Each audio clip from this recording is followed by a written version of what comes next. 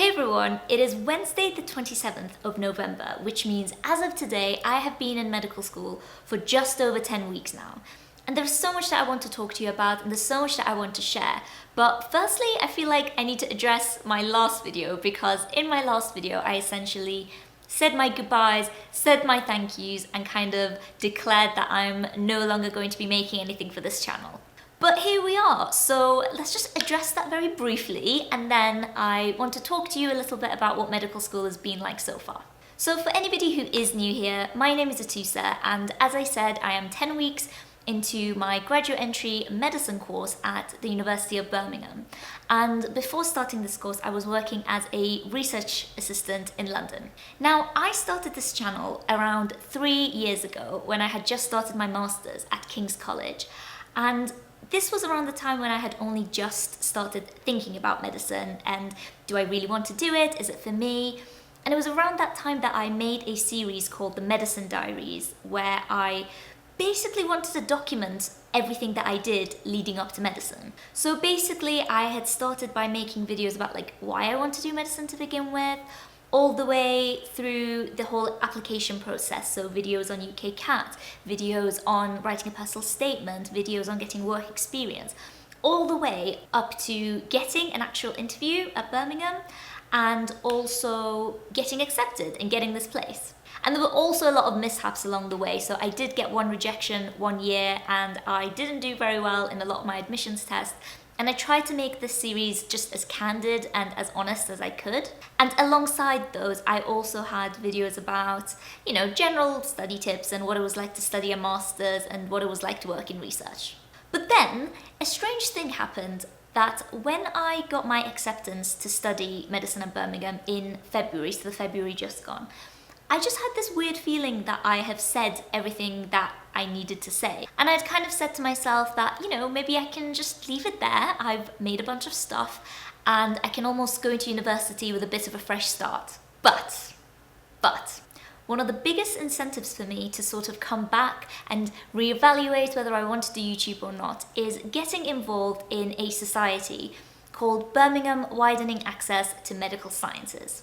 And essentially, this is a society led by a bunch of really passionate and enthusiastic students who work to set up events and do student conferences to try and get more people involved in medicine. Not only people who are already thinking about applying, so not only aiming at A-level students, but also going into schools and sort of raising awareness and getting students involved in the sort of things that you could be doing as a medical student, that you could be doing if you study pharmacy or nursing or biomedical sciences. And guys, they do really, really amazing work. And I do genuinely think that they are working really, really hard to help anybody who does want to take the same path. And they do have a bunch of social media and their website and things, so I will put it below if you are in that position and you're looking for an event to go to help you with interviewing skills or personal statements or things like that. But anyway, because of this, the president of the society and I had a bit of a chat about creating a YouTube channel for them and making a lot of the videos that I make on my channel, except instead of just listening to my voice, you get to hear from lots and lots of other medical, dentistry, or general healthcare students talking about their experiences, talking about how they prepared for interviews, how they wrote their personal statements, and just their experiences. And we are in the process of setting that YouTube channel up now, so if you're one of the early birds who wants to get there and kind of be prepared for when the stuff actually starts coming out, I will leave the channel link below. Anyway, all of that did spark up the love that I had for YouTube, and I don't know, it just got me really excited to come back. And it got me thinking that as well as working really hard to get content up onto that channel, I thought, wouldn't it be fun if I just picked up my own camera? Alright, so now that we've got that out of the way, I want to talk to you about what medical school has been like so far. Because I know 10 weeks doesn't seem like a long time, but this graduate course moves so quickly, and when you start something new, whether you move to a new city or a new course, 10 weeks seems like a really long time. I genuinely feel like I've been here for 6 months already because you just keep being met with new things and new people and new experiences. So let's talk about that. And let's begin with the most common question that I get asked whenever I tell anybody that I've just started this new course. And that is, well, first of all, they ask, how many people are on your course? And the second thing is, what are the people like? And to answer that question, there are 43 people on my course, and honestly, I am in a cohort of people who are not only some of the most intelligent people I've met, but they are some of the most interesting. Everybody has such different personalities and backgrounds, and we have people who used to be pharmacists, who used to be physicians associates, who used to do biomedical sciences, sports science, anatomy, you name it. It's such a dynamic cohort of people, and I think it's just really, really nice to be able to be in a group and study with a group of people who are where you want to be, who are interested in the things that you are interested in, and that we can kind of learn from each other. And yeah, that is my honest answer. In terms of the course itself, I have to say it is pretty intense, and we all knew it was going to be intense because it is a graduate course, so we are covering 2 years worth of lectures in one. So a typical layout of our week would be 4 days in the university, and usually we have Thursdays in GPs, or something that we called community-based medicine. So as I said, I'll talk a bit more about like the week structure and the kind of things we do in PBL in a different video. But I want to talk to you a little bit about this CBM, or community-based medicine, first. Now, when I first read about this, when I got my acceptance, I literally thought it was going to be spending 1 day a week, spending like the entire day shadowing a GP. But actually, we get divided into groups of around 4 to 6, and we get allocated to a GP practice, and we have GP tutors, who are essentially like our moderators or teachers, if you like, who go over things like clinical skills, so things like listening to the heart, listening to the lungs, taking blood pressure, as well as doing things like histories, so taking patient histories, and a bunch of things like that. And all of this is essentially going to be preparing us for our OSCEs that we have in the summer.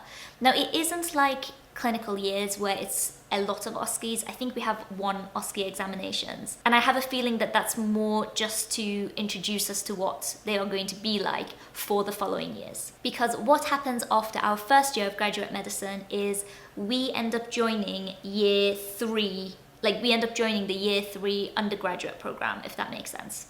And yeah, as I said, it is quite intense. It is a lot of hard work.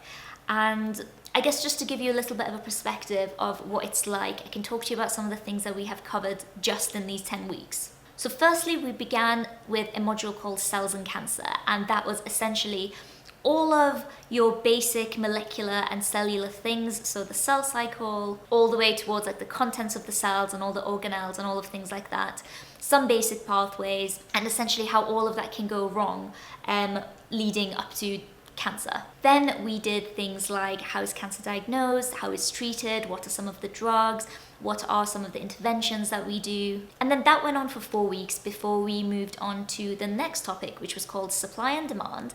And it was covering everything cardiovascular and everything respiratory. So not only the anatomy, the physiology of the heart, the physiology of the lungs, the anatomy of both, as well as some respiratory and cardiovascular diseases, how they're diagnosed, how are they treated, what are the drugs, how do the drugs work. A bit nuts. And also, I forgot to mention, for the cells and cancer module, we didn't really do that much gross anatomy, but there was a whole load of histology that we had to do as part of our anatomy section.